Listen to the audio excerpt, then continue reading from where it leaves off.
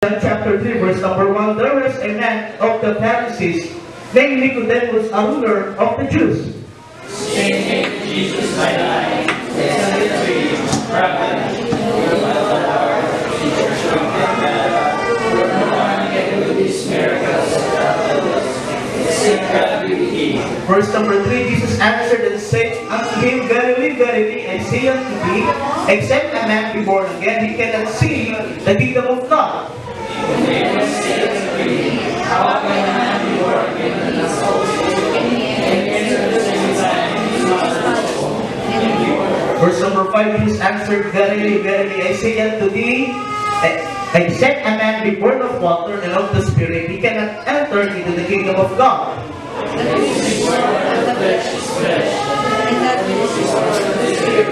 Sabay-sabay po sa verse number 7, marvel not that I say unto thee, ye must be born again. Ating po pag-usapan po ngayon, ano po, being born again, or what we call regeneration.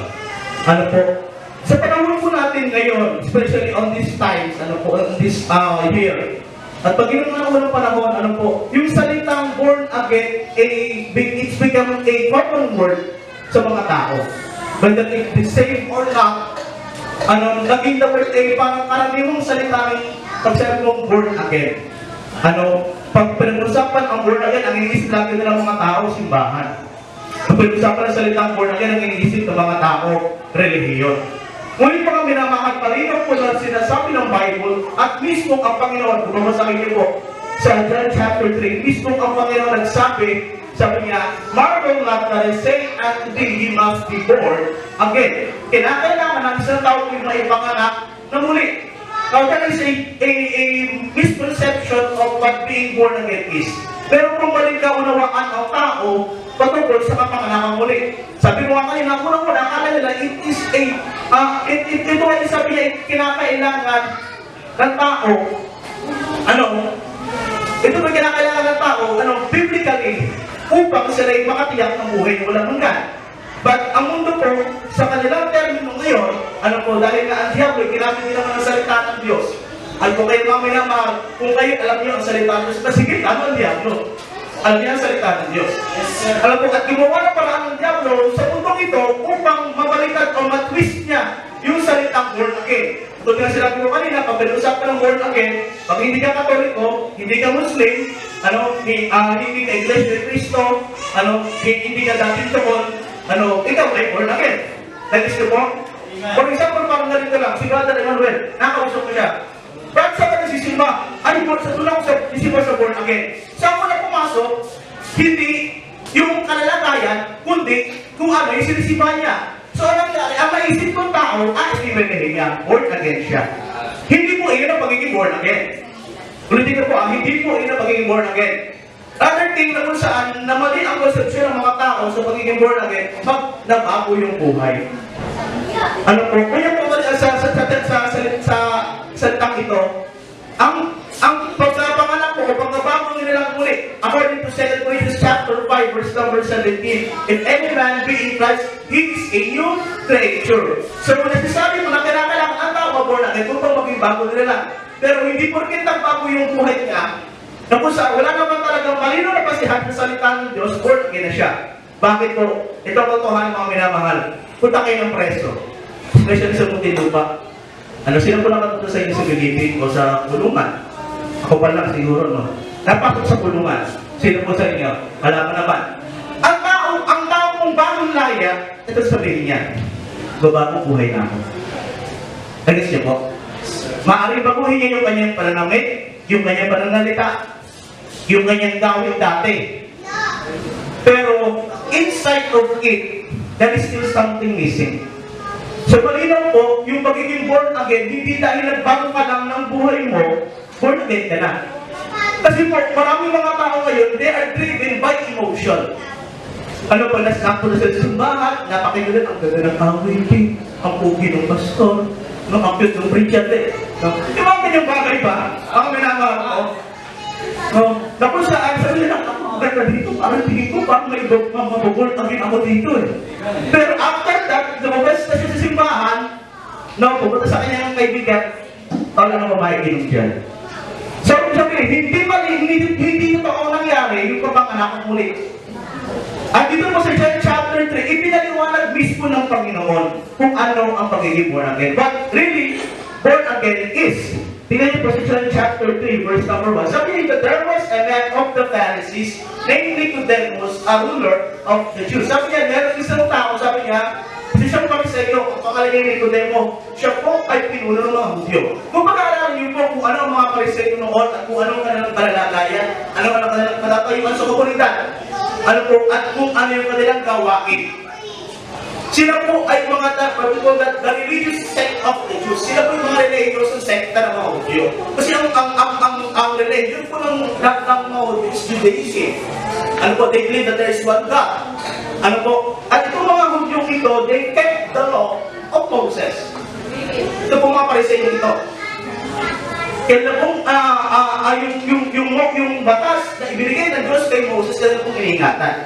And actually, kung pag-aralan po yung mga buhay ko ng mga Pariseyo ito, nag-aayon sila, hindi lamang isang beses, hindi lamang dalawang beses, maraming beses.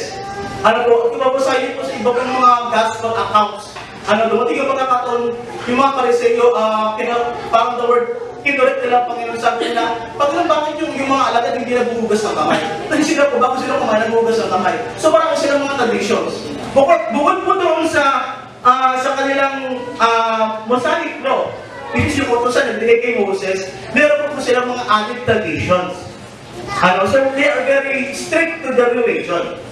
But yet, dumating po ang pagkakataon na isang Pariseyo, ang pangalan niya Nicodemo, dumating siya sa pagkakataon kung saan kinausap niya ang Panginoon. Tingnan po sa verse number 2.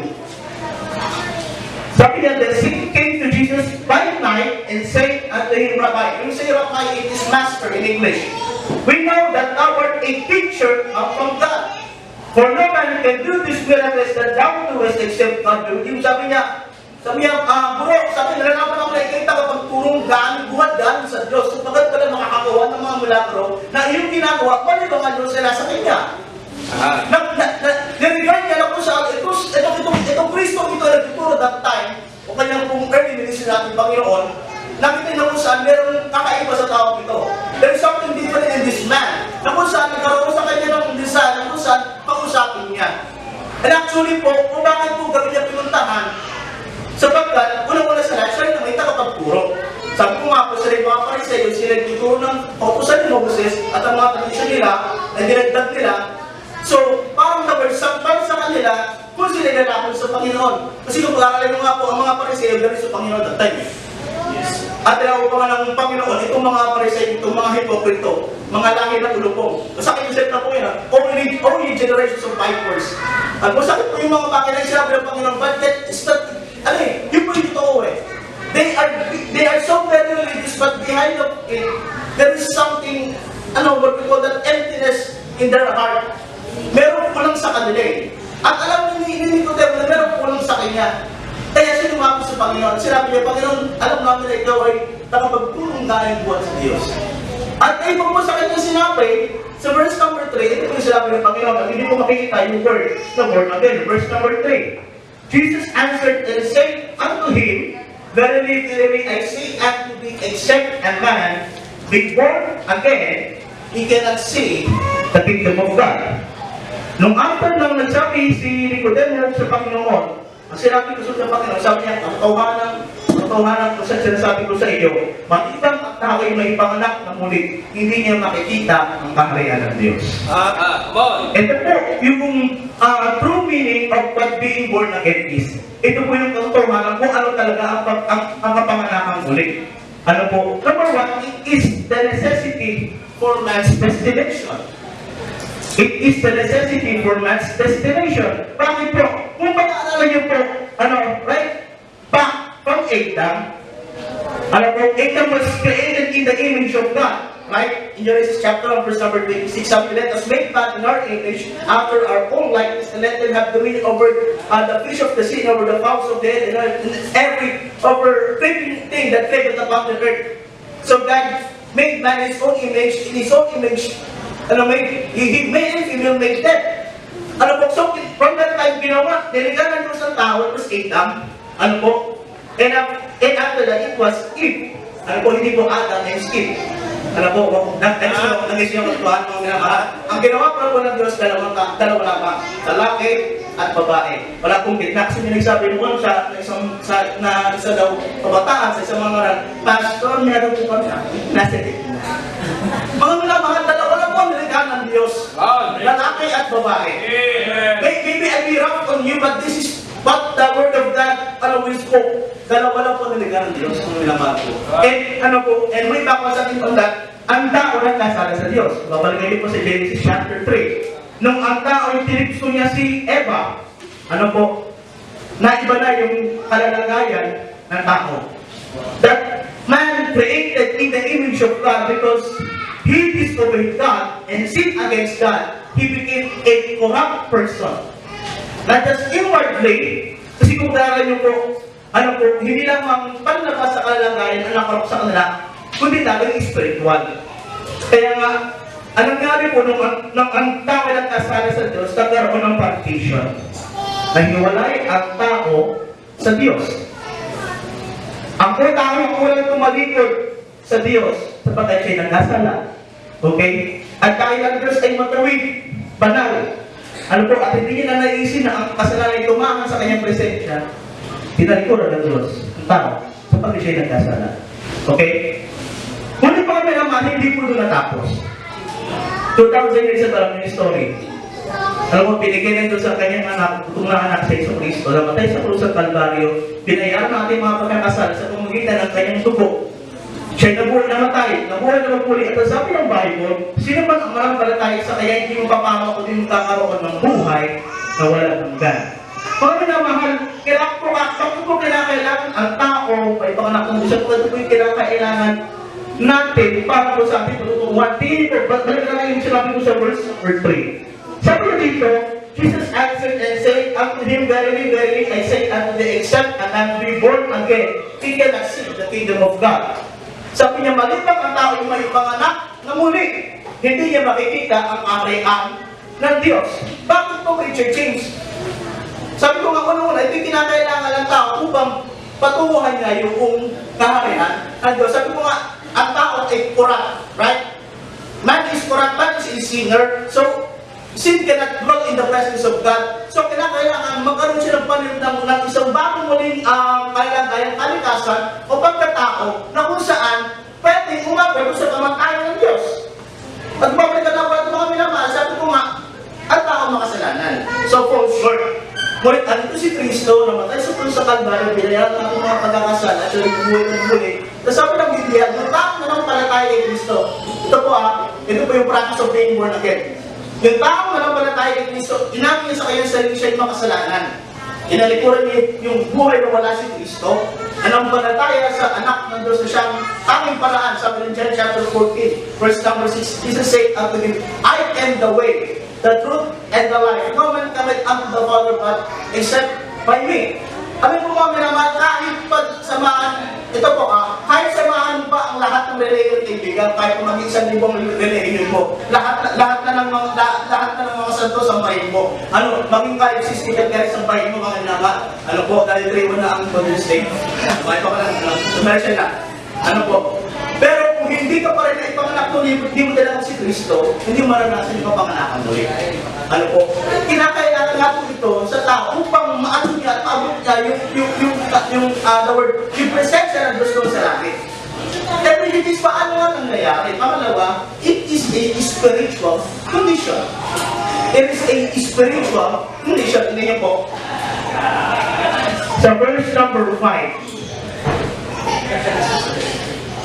Verse number 4 muna po tayo para makita dito. Sabi niya, Nicodemus said unto him, how can a man be born when he is old?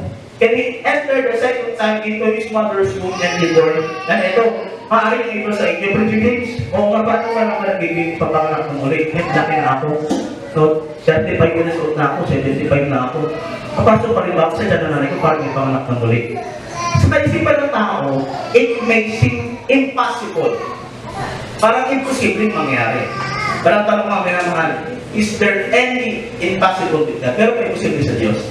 Kung tayo tatanong ito. Hello, nandiyan po ba kayo? Meron bang imposible sa Diyos? Wala. For with God, nothing is impossible. And even the word, say impossible, if you have God, He says, I'm possible. So, ibig sabihin, posible sa tao na maipanganak na muli, paano Preacher James ito? Ito ba yung spiritual na kalalagay? Sabi ko nga, pinanganak tayo physically. At kung babasahin po sa Psalms chapter 51, tingnan po natin yun.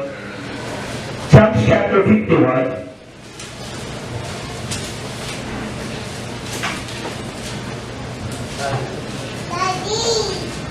Okay, verse number 5. Andiyan na po ba kayo?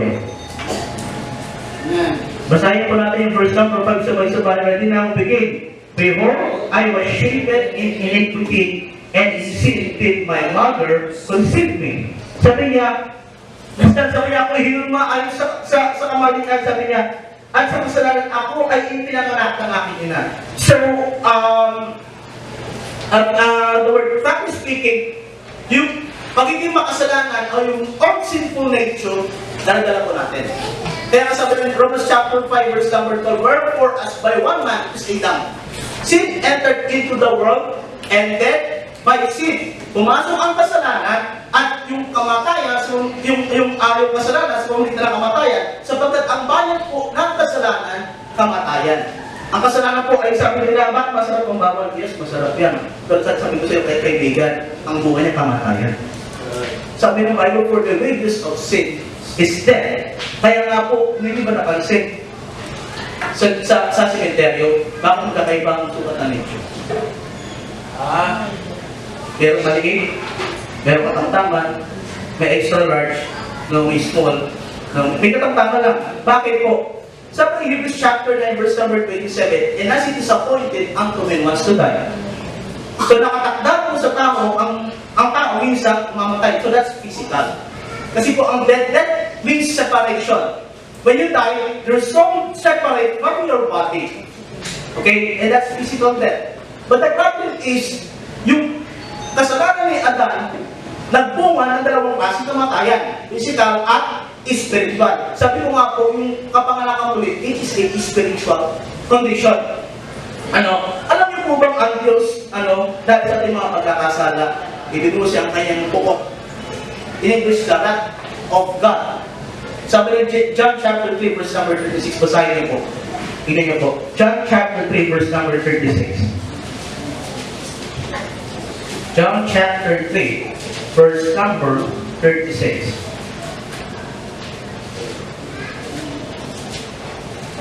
Kung sa mga read John chapter 3, verse number 36, sa mga young people boys, John chapter 3, verse number 36, sige nga, Brother John Gabriel, sabi ko naman ay John din naman. Basahin. Muli John chapter 3, verse number 36. Pakilakasan na. He that believeth on the Son hath everlasting life, and he that believeth on the Son shall not see life. Okay. For the wrath of God abideth on him. Okay. So ito po yung totohanan. Maaring sa ating paningin, okay tayo sa Diyos. Okay naman ako sa araw-araw, kumakain naman ako sa araw-araw, katrabaho ko, nag-aaral ako sa araw-araw. Pero ang totohanan ko mga minamahal, sabi ng Bible, siyang nanampalataya sa anak ay merong buhay na walang hanggan. Ngunit siya na hindi nanampalataya sa niya ay walang buhay at hindi makikita ang buhay, ngunit ang puot. There is a difference between anger and wrath. Ano po yung anger, yung it is a gradual or hindi man ganun kasigit na pagkainis o pagkayamot sa isang tao. Pero yung puot po kasi, it was an extreme anger that moves a person to do what we call that crazy things. Doon po sa tao na, yung doon sa tao nakagawa sa kanya ng pagkakamali. Ang Diyos po, dahil sa pagkakasama ng tao, frankly speaking, yung puot na Diyos nasa atin. At kung magiging niyo po, ang puot ng Diyos, it was divided in twofold things. Number one is what you call judgment, and the other is chastisement. Pero kung tayo sa word na judgment, kasi it's general. Ang tao po, kung titignan niyo po, mabalik ako yung Hebrews chapter 9, verse number 27, and as it is appointed unto men once to die, but after this, the judgment. So, man originally was judged by God to go into hell. Ayon sa Revelation chapter 20, verse number 12, sabi, and so the small and very stand before God, and the books were opened, and another book was opened, which is the book of life. And then were judged of those things which were written in the book. Basta ko naman ng bagay. Sabi niya, and whosoever was not found written in the book of life was cast into the lake of fire. This is the second death. Bakit po? Kasi doon po nakasulat sa book of life yung mga tao na nampalataya muli at ay panak na muli sa pamilya ng Diyos.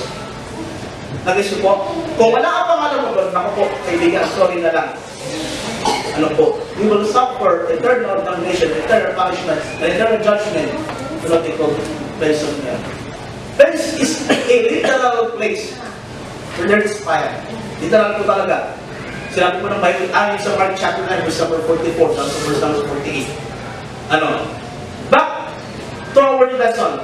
Peter James, ano po ako'y makasalanan at ako'y hinusgahan ng Diyos patungo ng impyerno. Gusto kong maipanganak na muli. Paano yun para? It is a spiritual condition.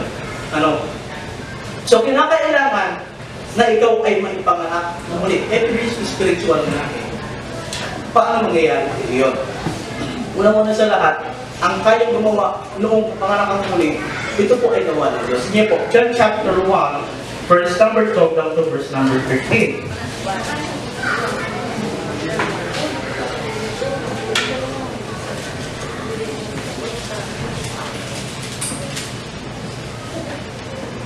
Andiyan na po ba kayo? Basahin nga po natin sa Young People version na tayo. John chapter 1 verse number 12 down to verse number 13. Young People verse. Someone could read John chapter 1 verse number 12 verse number 13. Sige nga, Sister Ezra. Ate Ezra. Basahin nga. John chapter 1, verse 12. But as many as received him, to them gave he power to become the sons of God, even to them that believe on his name. Okay, verse number 13. Which were born not of blood, nor of the will of the flesh, nor of the will of man, but of God. Okay, thank you, Sister Ezra. So the first agent of what they call the process of being born again, because it's spiritual condition, no one sa lahat, siyempre ang Diyos.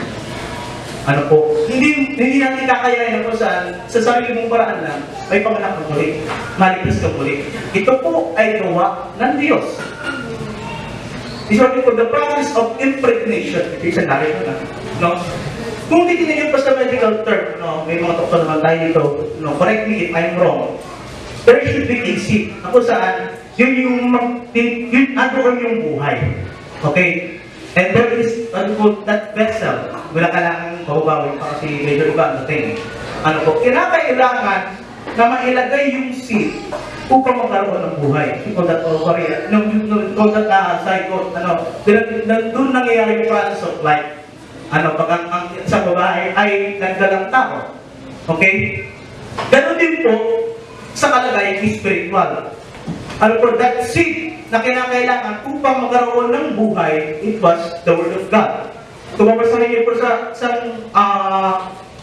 bahagi ng Gospel of I forgot that book and chapter, but sabi po doon, the seed is the Word of God.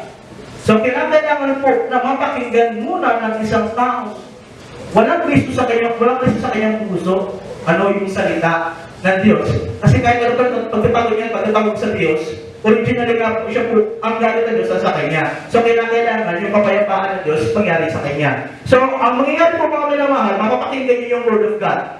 That is the agent. The seed is the Word of God. And that vessel is the heart. Kasi maraming mga nagsasabing saved sila, pero sa isip lang nila yun. Hindi naman nangyari talaga. Walang regeneration na nangyari. Walang pagbabago muli nangyari. Walang papanganak muli nangyari. So kailangan, it is in the heart.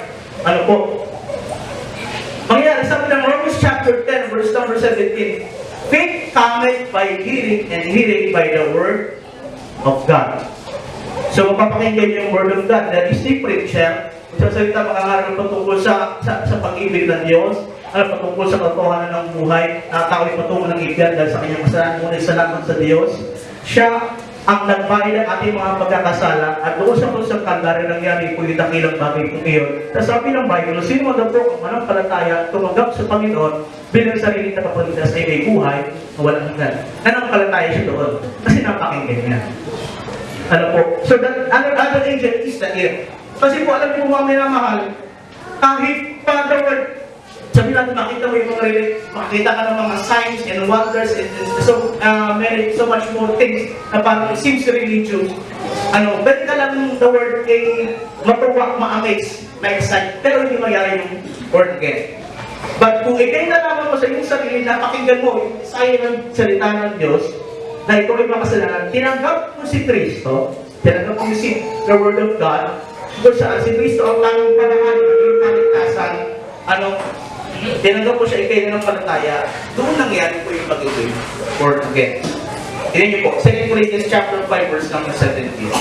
Therefore, if any man be in Christ, he is a new creature.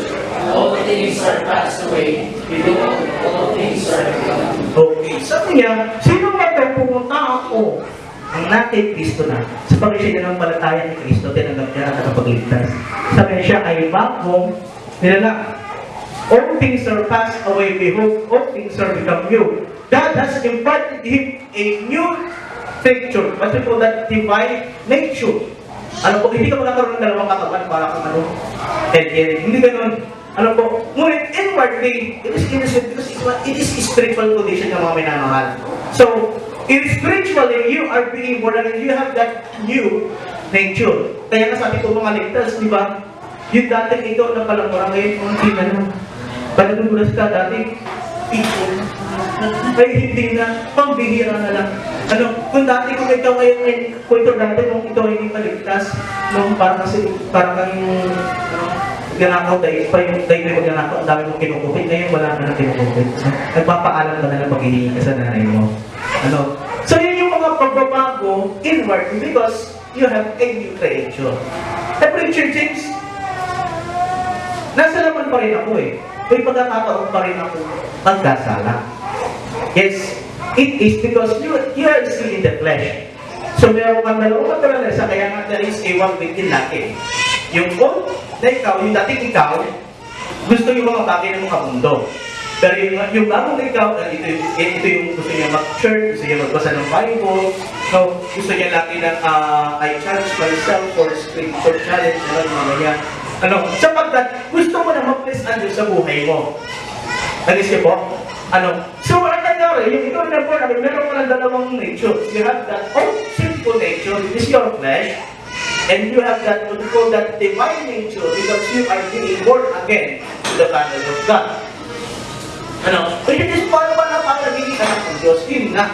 Hindi mo kailangan pag-ulit pa. Kung aminin mo sa inyong sarili kayo makasalanan, kasi po, if you are religious tama mga minamahal, pero kung hindi mo talaga si Kristo, wala rin kwenta po yun. Kahit mag-isimba ka sa aming simbahan o kaya sa anumang simbahan, ngunit kung hindi pa talaga ang tanging paraan ng kaligtasan, ang Panginoon si Kristo, wala din po mangyayari. Hindi rin mangyayari sa iyo, yung the word ay yung kapanganakan ulit. Which is parang napaka-imposible po. Number 3, the word, wag mong pagtakhan. Bakit parang ang hirap, kung sa kaisipan natin, parang ang hirap, the word A, ang hirap arupin kung sinasabi mong kapanganakan ulit. Huwag yung kung pagdaan o huwag yung the word yung magkaroon ng tanong sa isipan ninyo. Una sa lahat, agapin mo. Kasi ang tanging para kung mga pamakat ng buhay mo lang na tanggap ito si Kristo, hindi na tapapalitas. Kasi mali lang naman. Kasi nabi ng Bible eh. Alam po, pangalawa, ang bagay, yung last thing, number 3, it is the Lord's operation. Gawain po ito ng Diyos. Hindi po ito gawain natin, hindi po gawain ito ng Brother David, pero ito gawain ng Diyos. Alam po, ang Diyos sa kanyang plano, on that is divine plan, na ang tao kailangan makaliyak na buhay walang kasalanan. Yung mga pinais ng Diyos about isang tao na sabi niya, that all should come unto repentance. Pag isisipo pa sila, ay mga bago sa kanya, the word ay maipanganak na muli sa pamilya ng Diyos. Malala yung word, last week, nalala niyo yung word na EFC. Do you remember that word, yung EFC? Eternal life. May kailangan pala tayo kayo sa meron ng buhay na walang hanggan. Tayo ay patungo na ng langit. Sabagat meron tayong buhay, walang hanggan. Sabagat dito sa lupa, temporal. Pangalawa, you have that forgiveness of sin. Your sin, whether it be past, present, or future, it must be forgiven by God, in whom we have redemption through His blood. Kasi po, tanging pong paraan ng paglilinis sa ating mga pagkakasala, hindi dugo ni Brother Derek. Ano po, dugo po ni Cristo, ang tanging paraan po. Ano, hindi dugo na sino man, dugo po ng ating Panginoon si Cristo. Kamatlo, you became a child of God. Ano po? Pero James, paano naman naging child of God? Yun lang na kailangan mo nang ma-born again. At Brother James, yung pong mga kami po ngayon magkakaiba, hindi po. Once again pala tayo sa Panginoon. May erasure na. Yung taong, tanong ko na, last question. Kung ikaw alam sa sarili mo na dyan ka pala si Cristo, at alam mo na ikay ligtas na, maaaring mo papakita sa Panginoon. Sino po yung tinanggap na Panginoon sa Cristo bilang kanyang sariling Panginoon at pangligtas? Kaya kung tinanggap mo na ang Panginoon sa Cristo bilang sariling Panginoon at pangligtas, ano po, nangyari sa iyo mo panganak mo? That moment, na tinanggap po si Cristo, we have that eternal life, we have that forgiveness of sins, you are being born again, ano po, spiritually, and that's why you can find yourself being the child of God. Di ba tignan yan, kung hindi ka pa, the word, hindi ko din malatanong si Cristo dahil parang kulitas. Kung sa'yo lang, dapat walang kumubahay ko sa iyo, anak ako ng Diyos. Hindi. Kailangan mo tagal po si Cristo bilang Panginoon sa iyo ng Diyos. Kasi kahit pala ka Bible sa buong mundo, mabasa po. Kung hindi pa tinanong ng Panginoon bilang sarili ng Panginoon, wala din. It is great. So, I hope po yung oras po ito, naunawa po natin kung bakit kinakailangan tayo ng panganak ng buhay. Number 1, it is the necessity for man's destination. Number 2, it is a spiritual condition. Number 3, it is the Lord's operation. Ito po yung gawa ko naman. If you sing the word, unfathomable, o hindi mo kayang arukin, but believe. Sapagkat yung pangako po nandun sa kanyang salita, kahit kailan mo ginito ba? Ang pangako niya, yung tao mo lang pala tayo sa Panginoon, ng buhay na wala nang gan, siya ngayon ay kabilang na sa pamilya ng Diyos.